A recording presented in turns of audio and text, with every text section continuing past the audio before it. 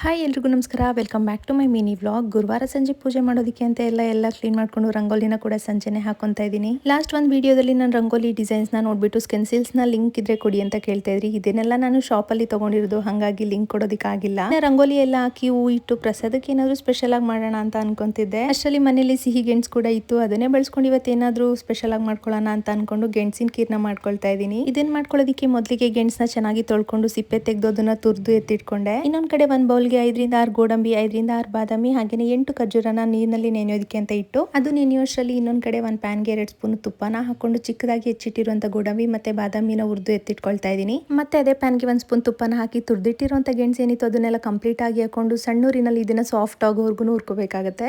ಇದು ಸ್ವಲ್ಪ ಸಾಫ್ಟ್ ಆಗ್ತಿದ್ದಂಗೆ ಸ್ವಲ್ಪ ಈ ರೀತಿ ಕಲರ್ ಚೇಂಜ್ ಆಗುತ್ತೆ. ಅವಾಗ ನಾನು 2 ಕಪ್ ಅಷ್ಟು ಹಾಲು ಮತ್ತೆ 1 ಕಪ್ ಅಷ್ಟು ನೀರನ್ನ ಸೇರಿಸಿ ಇದನ್ನ ಬೇಯೋದಿಕ್ಕೆ ಬಿಟ್ಟು, ಇನ್ನೊಂದ್ ಕಡೆ ಒಂದು ಮಿಕ್ಸರ್ ಜಾರ್ಗೆ ನೆನೆಸಿಟ್ಟಿರುವಂತ ಗೋಡಂಬಿ, ಬಾದಾಮಿ, ಖರ್ಜೂರನ ಹಾಕಿ ಸ್ವಲ್ಪ ನೀರ್ ಹಾಕಿ ಇದನ್ನ ಪೇಸ್ಟ್ ರೀತಿಯಲ್ಲಿ ಗ್ರೈಂಡ್ ಮಾಡ್ಕೊಂಡು, ಹಾಲು ಕುದಿಯಕ್ಕೆ ಬಂದಾಗ ಈ ಪೇಸ್ಟ್ ನ ಅದಕ್ಕೆ ನಾನು ಮಿಕ್ಸ್ ಮಾಡ್ಕೊಂಡು ಒಂದ್ಸತಿ ಚೆನ್ನಾಗಿ ಮಿಕ್ಸ್ ಮಾಡಿ ಅದಕ್ಕೆ ನಾನು ಕೇಸರಿ ದಳನ ಕೂಡ ಸೇರಿಸ್ಕೊಂತಾ ಇದ್ದೀನಿ, ಸ್ವಲ್ಪ ಕಲರ್ ಚೆನ್ನಾಗಿ ಬರಲಿ ಅಂತ ಹೇಳಿ. ಸಿಹಿಗೆ ಅಂತ ಹೇಳಿ ಅರ್ಧ ಕಪ್ ಕಲ್ಸಕ್ರೆನ ಬಳಸ್ಕೊಂಡಿದ್ದೀನಿ. ಇದೆಲ್ಲ ಚೆನ್ನಾಗಿ ಕುದ್ದು ಗಟ್ಟಿಗಾದ್ಮೇಲೆ ಲಾಸ್ಟ್ ನಲ್ಲಿ ಇದಕ್ಕೆ ಏಲಕ್ಕಿ ಪುಡಿ ಹಾಗೇನೆ ಹುರಿದಿಟ್ಟಿರುವಂತ ಡ್ರೈ ಫ್ರೂಟ್ಸ್ ನ ಸೇರಿಸ್ಕೊಂಡೆ. ಈ ಕೀರ್ನ ನೀವು ಗೆಣಸಿಂದ ಮಾಡಿರೋದಂತ ಎಲ್ಲೂ ಕೂಡ ನಿಮಗೆ ಗೊತ್ತೇ ಆಗಲ್ಲ, ಅಷ್ಟು ರುಚಿಯಾಗಿ ಬಂದಿತ್ತು. ಟೇಸ್ಟ್ ಅಂತೂ ಸೂಪರ್ ಆಗಿತ್ತು. ನೀವು ಕೂಡ ಒಂದ್ಸಲ ಟ್ರೈ ಮಾಡಿ ನೋಡಿ.